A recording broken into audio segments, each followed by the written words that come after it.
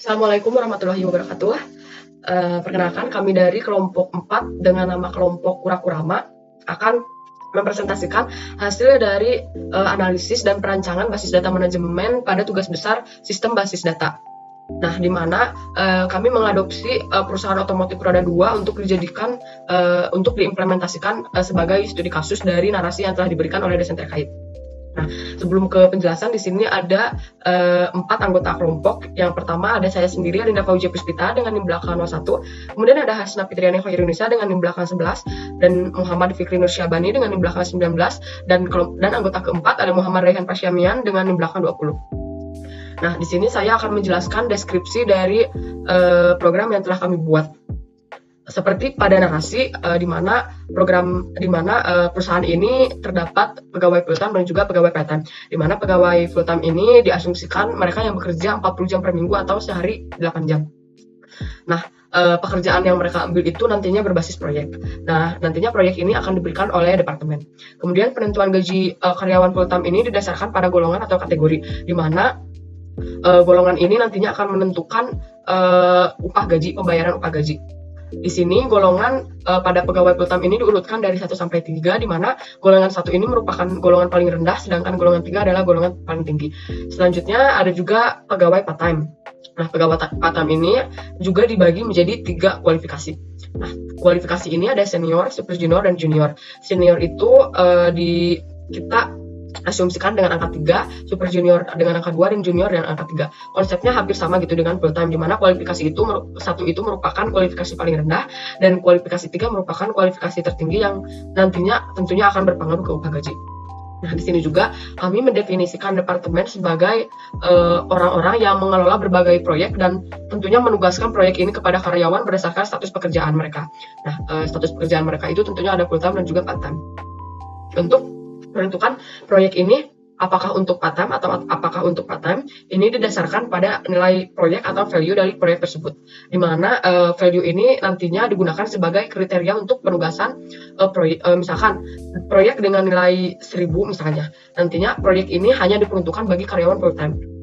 Nah, dengan contoh lain, misal proyek dengan value 5.000 itu diperuntukkan untuk karyawan part time, sedangkan proyek yang di atas 5.000 itu hanya diperuntukkan untuk karyawan full time, seperti itu. Nah, di perusahaan otomotif roda 2 ini juga terdapat warehouse. Warehouse ini tentunya memegang peranan yang sangat penting, di mana sebagai tempat untuk menyimpan barang. Misalkan departemen penjualan, warehouse dapat digunakan untuk menyimpan berbagai produk, di mana produk ini merupakan produk jadi yang siap untuk dikirim ke pelanggan. Misalkan warehouse ini tempat untuk penyimpanan atau gudang dari si motor yang udah siap untuk dipasarkan, seperti itu. Nah, setiap warehouse ini tentunya memiliki atau menyimpan jenis atau model produk tertentu yang nantinya dapat membantu dalam mengatur inventory. Warehouse ini tentunya memiliki tugas khusus tergantung pada departemennya.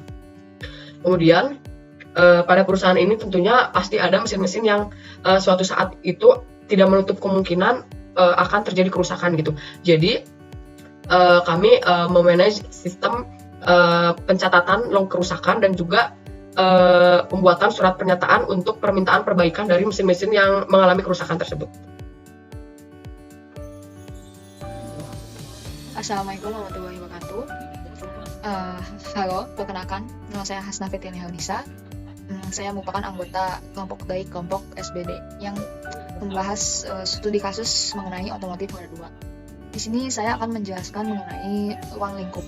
Nah, pada studi kasus kelompok kami, yaitu perusahaan otomotif roda 2, ruang lingkup yang dijelajahi itu mencakup beberapa proses bisnis utama yang terintegrasi melalui sistem Human Resource Information System atau HRIS, dan ruang lingkup ini mencakup pengelolaan karyawan, penggajian, pengelolaan warehouse, dan komisi. Nah, di sini saya akan menyebutkan juga detail-detailnya. Jadi yang pertama itu ada pengelolaan karyawan. Nah, di pengelolaan karyawan ini kita dapat menyimpan dan memproses data dasar karyawan, termasuk nama, alamat, tanggal bergabung, golongan atau kategori, dan kualifikasi. Dan klasifikasi karyawan jadi full time dan part time dengan atribut yang sesuai untuk masing-masing. Yang kedua ada penggajian. Penggajian ini ruang lingkupnya itu yang pertama ada struktur gajinya ini berbasis golongan atau kategori untuk karyawan full time dan kualifikasi untuk karyawan part time. Jadi nanti di tabelnya itu ada tabel bernama golongan atau kategori, itu diperuntukkan untuk full time. Lalu kualifikasi untuk part time-nya itu part time itu bernama kualifikasi tabelnya. Nah, di sini gaji karyawan full time ditentukan berdasarkan nilai peraih departemen yang dihitung sebagai atribut turunan. Full timer memiliki golongan kategori diantaranya golongan 1, 2, dan 3. Part timer memiliki kualifikasi senior, super junior, dan junior. Gaji karyawan part time ditentukan berdasarkan rate per hour dari suatu proyek. Di sini juga ada pengelolaan warehouse. Sebagai pengelolaan inventory untuk menyimpan dan melacak suku cadang serta produk jadi dengan fokus pada ketersediaan dan pembaruan stok. Jadi warehouse di studi kasus kami dapat disebut juga sebagai gudang. Nah, setiap departemen ini dapat memiliki satu atau lebih gudang dengan atribut ID, luas, dan nomor telepon. Lalu ada sistem komisi. Pemberian komisi kepada karyawan full time berdasarkan lembur, atau lembur tidak boleh lebih dari 5 jam per minggu. Karena itu takutnya karena karyawan sudah tahu gitu bahwa sistem komisi untuk yang lembur. Jadi kami memutuskan untuk lembur tidak boleh lebih dari 5 jam per minggu karena takut ada karyawan yang sengaja untuk lembur demi mendapatkan komisi yang lebih. Lalu tidak adanya sistem komisi untuk karyawan part time mengingat fokus mereka pada proyek atau tugas spesifik yang upah gajinya dihitung berdasarkan rate per hour. Jadi yang dapat komisi itu di sini hanya full time saja. Nah, di sini juga ada manajemen proyek. Pada proyek full time, proyek ditentukan berdasarkan inputan user. Satu karyawan full time dan part time hanya dapat mengambil satu proyek dalam satu waktu, tidak dapat sekaligus mengambil lebih dari satu proyek karena kan takutnya bentrok. Lalu di sini ada proyek yang dia upah gajinya di atas 10.000 merupakan proyek full time, di bawah dari itu ya proyek untuk part time. Nah, lalu ada juga log kerusakan mesin. Mesin yang mengalami kerusakan harus dicatat dalam log, termasuk surat pernyataan dari karyawan yang bertanggung jawab dan surat permintaan perbaikan. Satu mesin dipegang oleh satu employee atau penanggung jawab. Lalu ada manajemen region. Yang pertama, departemen diasosiasikan dengan lokasi regional yang mencakup alamat lengkap, state name, postal code, city, state of province, and country code. Lalu yang kedua, informasi seperti country name, currency symbol, and region dicatat di lokasi. Nah, mungkin mengenai bisnis yang dapat saya jelaskan hanya segitu. Saya akan melanjutkan ke IRD. Assalamualaikum warahmatullahi wabarakatuh. Perkenalkan, saya Muhammad Rehan Fasemihan dengan NIM 221524020. Di sini saya akan menjelaskan tentang aturan bisnis dari tugas besar yang diberikan. Langsung saja. Berikut merupakan aturan bisnis yang kami kerjakan pada tugas besar kali ini. Kami memiliki 4 proses bisnis, yaitu ada manajemen full time dan part time dengan entitas full time, part time, job history full time, dan job history part time. Lalu yang kedua ada manajemen warehouse, di mana entitasnya ada warehouse, department, location, country, dan region. Lalu yang ketiga ada penggajian, yaitu ada dengan entitas full time, kategori part time, qualification, dan commission. Lalu yang keempat, yang terakhir ada manajemen penggunaan mesin, yang memiliki 2 entitas saja, yaitu mesin dan logic damage.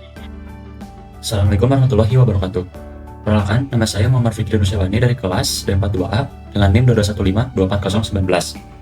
Di sini saya akan menjelaskan berbagai fitur yang sudah saya dan kelompok saya buat sebagai analisis dan perancangan basis data manajemen perusahaan otomotif roda 2. Baik, kita pindah.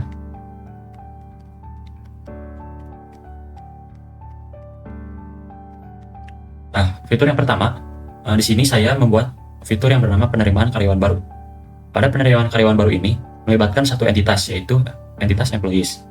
Jadi, deskripsi dari fitur ini yaitu menambahkan data karyawan baru ke tabel employees dengan informasi seperti nama, email, nomor telepon, tanggal mulai bekerja, ID pekerjaan, ID manager, dan ID departemen.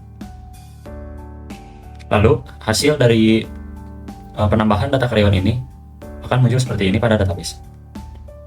Lalu yang kedua, employee departemen manajemen. Pada employee departemen manajemen ini, saya melibatkan entitas departemen.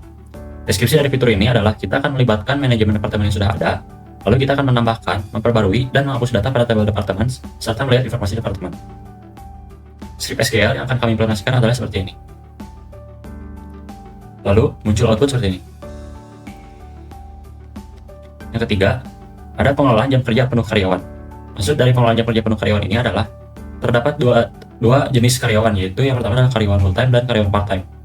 Pada fitur kali ini, saya akan mengelola jam kerja dari karyawan full time. Deskripsinya, dalam konteks manajemen full timers, kita akan mengevaluasi dan mengelola data karyawan yang bekerja full time. Lalu kami akan menambahkan informasi baru, memperbarui status karyawan, dan melihat data sehubungan dengan proyek yang dihandle. Kami mengimplementasikan dengan cara menerapkan script SQL seperti ini. Berikut adalah hasil yang apabila kita merunning dari script SQL ini. Lalu yang keempat, terdapat fitur pembaruan kategori gaji karyawan. Nah, pada fitur pembaruan kategori gaji karyawan ini, saya melibatkan entitas dari kategoris. Deskripsinya, dalam konteks manajemen kategori gaji, kita akan melakukan beberapa operasi DML atau data manipulation language untuk memperbarui informasi kategori gaji.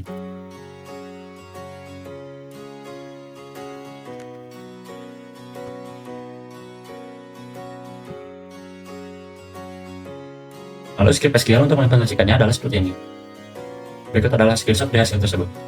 Lalu yang kelima, terdapat fitur pembaruan jam kerja karyawan untuk yang part-time. Dalam konteks manajemen part-timers ini, kita akan melakukan beberapa operasi DML untuk memperbarui informasi jam kerja. Ini mencakup penambahan karyawan baru, penyesuaian jam kerja, dan penghapusan catatan jam kerja tertentu. Berikut adalah script SQL untuk mengimplementasikan fitur ini ke database kami. Lalu yang keenam, terdapat peningkatan kualifikasi karyawan. Deskripsinya, dalam rangka meningkatkan kualifikasi karyawan, kita akan melakukan beberapa operasi DML pada tabel qualifications. Ini mencakup penambahan kualifikasi baru, penyesuaian tingkat gaji untuk kualifikasi tertentu, dan penghapusan kualifikasi yang tidak relevan. Berikut adalah script SQL untuk mengimplementasikannya, dan berikut adalah hasil. Lalu yang ketujuh, peningkatan jabatan karyawan. Nah, fiturnya adalah peningkatan jabatan karyawan. Deskripsi singkatnya adalah dalam rangka melakukan peningkatan jabatan karyawan, kita akan melibatkan beberapa operasi DML pada tabel jobs. Ini mencakup penyesuaian gaji untuk jabatan tertentu dan juga penambahan jabatan baru. Berikut adalah implementasi dari script SQL-nya. Yang kedelapan, terdapat penilaian pekerjaan karyawan full-time. Pada suatu perusahaan, manajemen ini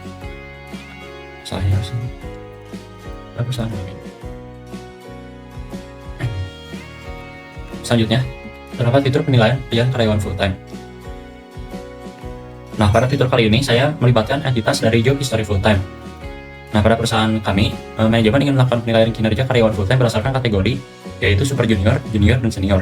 Penilaian dilakukan melalui pencatatan riwayat pekerjaan karyawan yang mencakup informasi tanggal mulai, tanggal selesai, status, dan honor yang diterima. Berikut adalah implementasi dari script SQL.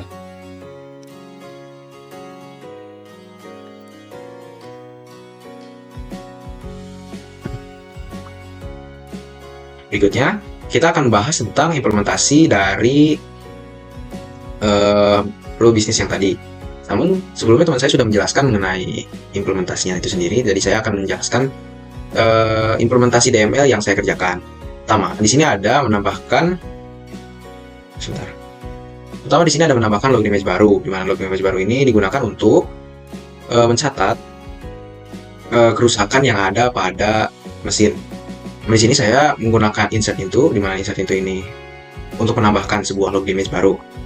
Yang perlu menjadi perhatian adalah di sini ada toDate. toDate ini merupakan fungsi untuk menambahkan data yang bentuknya berupa tanggal. Lalu lanjut kepada ini merupakan hasilnya. Lalu lanjut lagi kepada pembaruan status mesin yang ada. Ini bertujuan untuk mengupdate status mesin yang ada pada tabel mesin yang awalnya rusak menjadi layak ataupun sebaliknya. Berikut merupakan hasil dari implementasinya. Lalu di sini ada menambahkan regen baru. Regen baru ini bertujuan untuk menambah sebuah regen karena dalam bisnis itu tidak mungkin hanya ingin berkutat di tempat itu saja gitu. Pasti akan menambah ekspansi ke luar regen yang belum terjamah. Di sini merupakan script SQL yang saya gunakan, sangat simpel. Lalu di sini merupakan hasil dari implementasinya. Lalu di sini ada menambah DML, menambah country baru. Sama di sini juga country baru ini digunakan untuk menambahkan sebuah negara baru pada region yang baru yang tadi baru ditambah ataupun region yang sudah ada sebelumnya. Berikut merupakan hasil implementasinya. Lalu lanjut lagi pada location baru, mengupdate location baru. Pada sebuah perusahaan tentu lokasi yang ada tidak akan selamanya lokasinya akan tetap di situ. Maka akan terjadi sebuah perubahan di suatu waktu nanti di masa depan. Ya di sini saya mengubah Z Street, ingin mengubah menjadinya Z Street 01. Yang pada awalnya di sini location ID 1001 ini awalnya itu E Street 01 yang saya ubah menjadi Z Street 01. Lalu lanjut kepada warehouse. Warehouse ini merupakan sebuah tempat yang ada untuk setiap departemen, sehingga setiap departemen itu bisa saja mengalami perubahan di area warehouse tempat mereka menyimpan barang. Nah, perbedaannya dengan location tadi street address ini menggunakan string, sedangkan warehouse si locationnya itu atau area menggunakan number. Berikut merupakan implementasinya. Lalu lanjut lagi kepada menambahkan project baru. Project baru tentu saja hal yang krusial pada sebuah perusahaan, karena perusahaan tidak mungkin hanya memiliki project-project yang stagnan atau yang sama gitu. pasti akan menambahkan setiap project pada setiap tahun. Minimal setahun pasti ada sebuah project yang dikerjakan pada sebuah perusahaan. Berikut merupakan script SQL yang saya gunakan. Dan ini merupakan hasil dari implementasinya. Dapat dilihat di sini ada 11, PR11, 9 bahan bakar motor terbarukan. Itu merupakan data yang baru saya insert.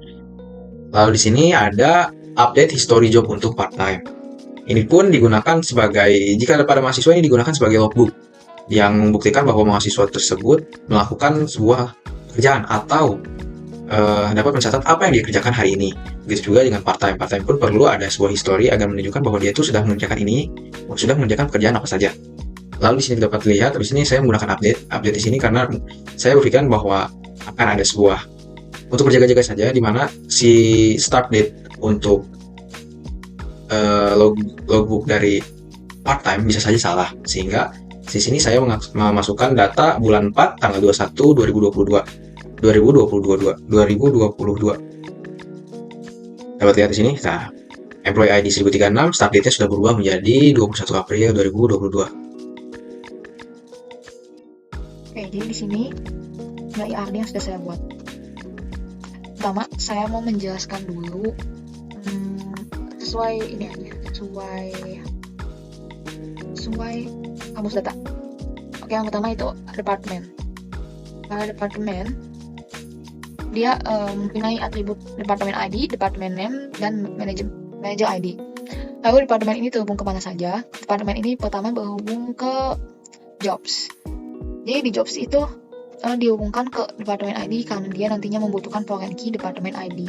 Nah, di jobs itu ada atribut job ID, job title, min salary, and max salary. Nah, lalu departemen juga memiliki relasi dengan job ID itu satu ke banyak. Jadi satu departemen memiliki banyak jobs. Lalu departemen terhubung ke projects. Jadi departemen ini memanage proyek, yang dimana proyek ini terdapat proyek ID, value, project name, start date, and end date. Dimana relasinya ini adalah satu ke banyak, yakni satu departemen itu dapat mengurus atau memanage banyak proyek. Lalu departemen ini terhubung ke location. Departemen itu jadi relasinya itu banyak ke satu.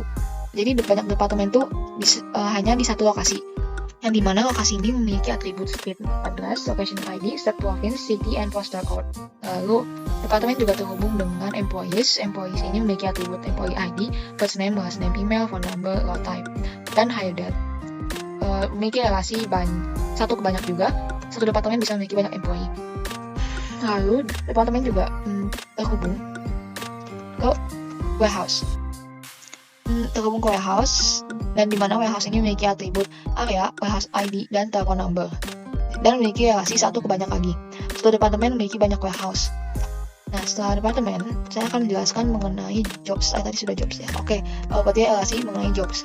Di sini jobs terhubung hanya ke departemen saja, yang tadi sudah dijelaskan oleh saya. Lalu employees. Di sini employees itu terhubung ke departemen seperti yang sudah tadi saya jelaskan. Lalu dia juga terhubung ke part-times, yang dimana part-time ini memiliki the part-time ID dan hours worked week. Kenapa dihubungkan ke part-time?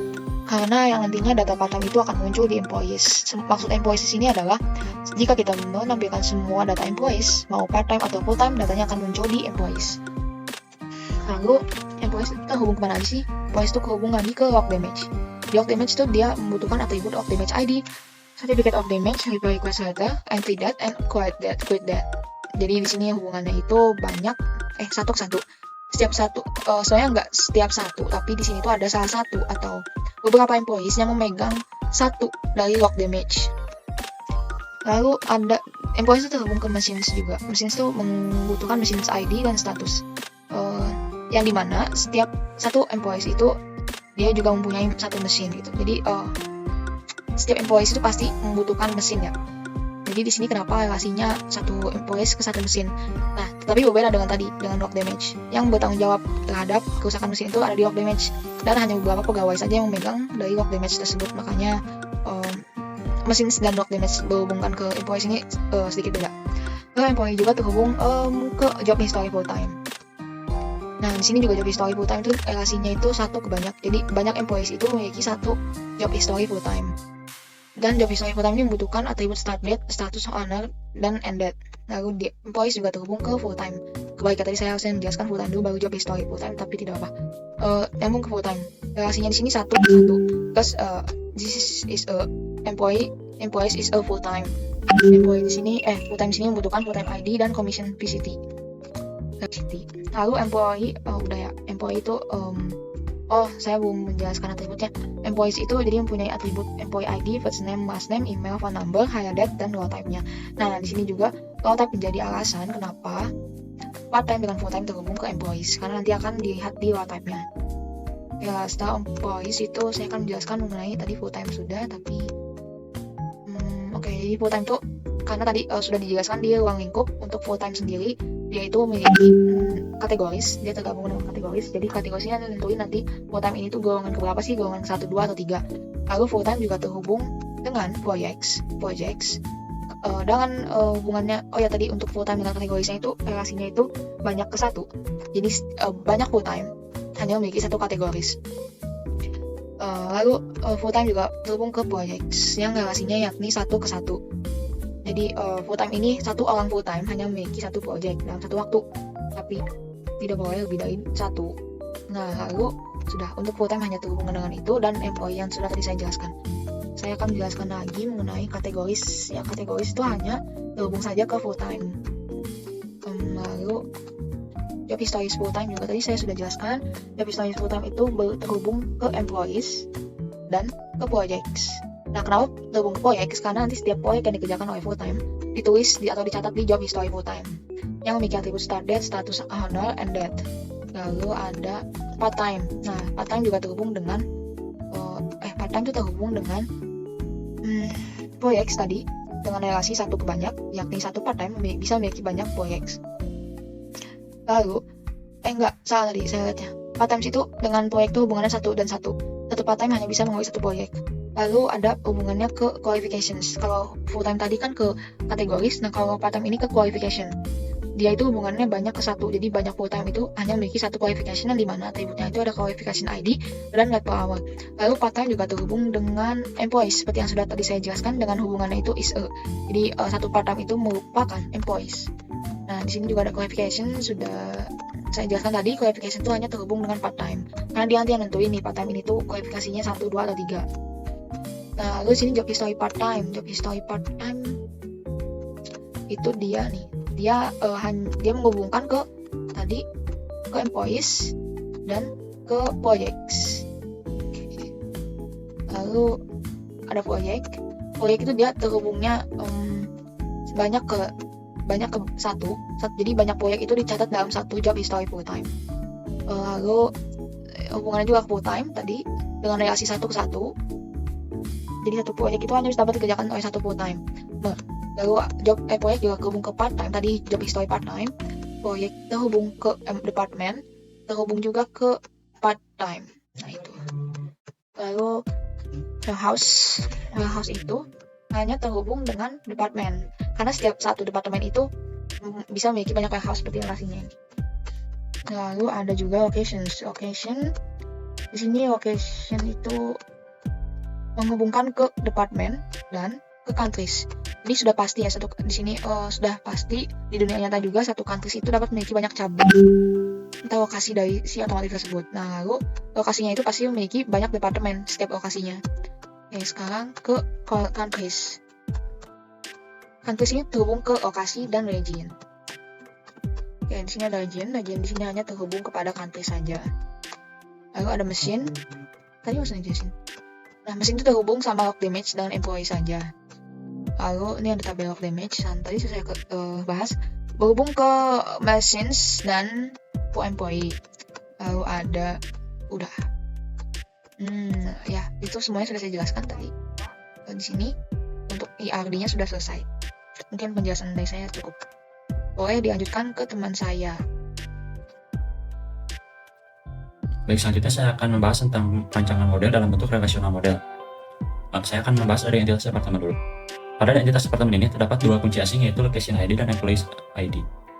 Nah, location ID ini merupakan sebuah relasi terhadap entitas location, di mana satu location memiliki banyak departemen, yang artinya relasinya adalah quantum ini. Lalu selanjutnya adalah employees underscore ID. Nah, pada penerapan dari perancangan basis data yang kami buat, employees ID ini termasuk kepada manajer ya. Jadi departemen ini terdapat manajer. Lalu yang kedua saya akan membahas ke employees terlebih dahulu.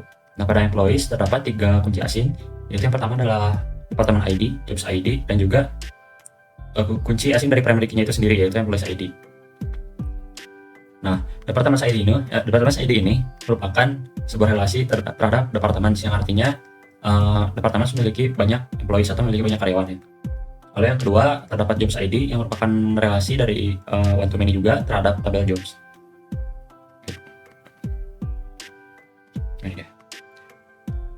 Lalu yang ketiga terdapat employees ID yang merupakan relasi terhadap terhadap dirinya sendiri. Lalu selanjutnya saya akan membahas ke tabel warehouse. Nah, pada tabel warehouse ini yang berfungsi untuk menyimpan cadangan-cadangan seperti barang-barang atau dan apapun itu seperti tempat penyimpanan warehouse. Terdapat satu kunci asing, yaitu department ID yang merupakan relasi dari entitas departemen.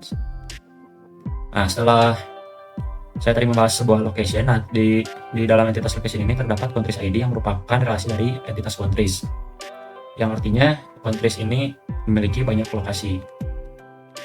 Lanjut kepada countries, tentu saja terdapat region ya, seperti misalkan negara Indonesia terdapat di region Asia Tenggara.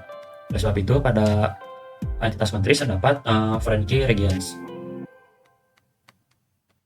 Lalu kita lanjut ke bagian sisi kiri. Nah, pada sisi kiri ini terdapat entitas project. Entitas project ini memiliki 4 relasi ya terhadap entitas lain. Yaitu yang pertama adalah dia relasi terhadap entitas full timers. Lalu yang kedua dia relasi terhadap entitas job history full timer. Lalu yang ketiga dia ke part timers juga, ke part timers juga ya. Lalu yang keempat ke job history part timers. Lanjut ke kategoris. Nah, kategoris ini memberikan primary key-nya sebagai foreign key terhadap entitas full timers. Lalu di full timers ini, terdapat foreign key employees ya. Tentu saja ini wajib karena full timers itu merupakan sebuah employees. Seorang. Part timers juga sama. Oke, lanjut ke nah, yang membedakan full timers dengan part timers merupakan foreign key-nya. Jadi kalau misalkan full timers itu dia memiliki primary key dari kategoris, sedangkan kalau misalkan part timers ya memiliki foreign key dari qualification. Gitu. Nah, lanjut ke job history full timer ya. Nah, pada job history full timer terdapat 2 foreign key, yaitu employees ID dan juga project ID sebagai bahan penilaian ya, tadi dijelaskan pada fitur. Lalu selanjutnya ke job history part timer. Job history part timer juga sama seperti job history full timer, terdapat employees ID dan juga project ID. Nah, kita lanjut ke bagian kanan bawah. Oke. Yang pertama ada machines. Nah, di machines ini terdapat foreign key dari employees, yaitu employees ID yang merupakan relasi one to many. Jadi satu employees dapat memiliki banyak machines. Lalu declaration terdapat 2 foreign key, yaitu employees ID dan machine ID. Lalu log machines yang memiliki foreign key dari declaration itu sendiri. Lalu terakhir ada jobs. Jobs tidak memiliki relasi kemana-mana ya, tetapi dia mengirimkan primary key-nya saja untuk one to many ke employees. Oke, terima kasih. Sekian dari saya. Wassalamualaikum warahmatullahi wabarakatuh. Lalu kita lanjut kepada PLSQL. Sini saya membuat sebuah function yang berfungsi yang bernama hitung total nilai project.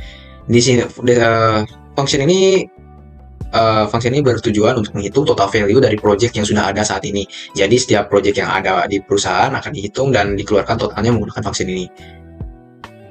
Lalu lanjut kepada PLSQL yang selanjutnya, yaitu ada update suffix email full time. Nah, untuk membedakan antara karyawan full time dengan yang baru masuk. Jadi pada perusahaan kami ini, kami memiliki karyawan baru akan mensubmit email mereka yang pasti akan berupa @gmail.com. Namun pada perusahaan kami, jika full time akan berubah menjadi kami akan membuatkan sebuah email yang didasari email yang sama dengan @email.com, namun dirubah belakangnya menjadi sufiksnya dirubah menjadi @fulltime.id. Berikut merupakan script SQL yang saya gunakan. Lanjut lagi kepada prosedur Lanjut lagi pada prosedur yang selanjutnya, yaitu ada update suffix email part-time. Sama dengan yang sebelumnya ya. Yang sebelum itu hanya untuk full time, yang sekarang itu untuk part-time, dengan dimana @gmail.com-nya diganti menjadi @magang.id.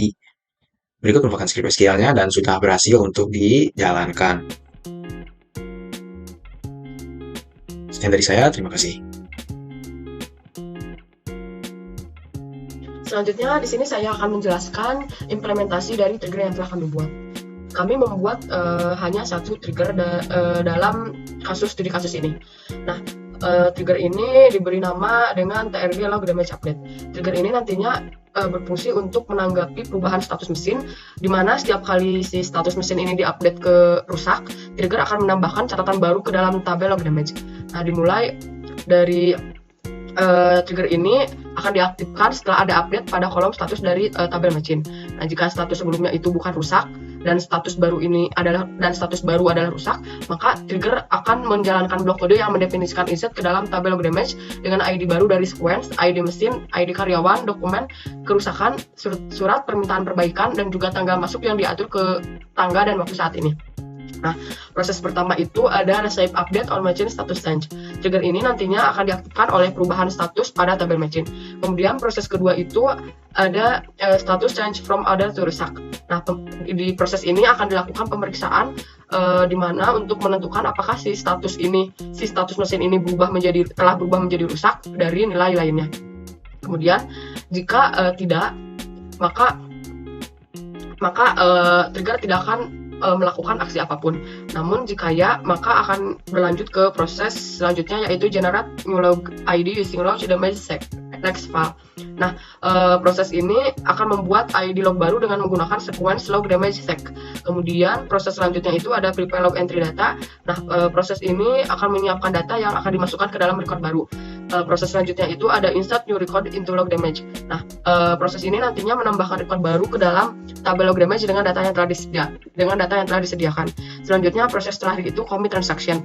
Proses ini tentunya untuk menyelesaikan transaksi dan memastikan bahwa insert record baru telah disimpan dalam database.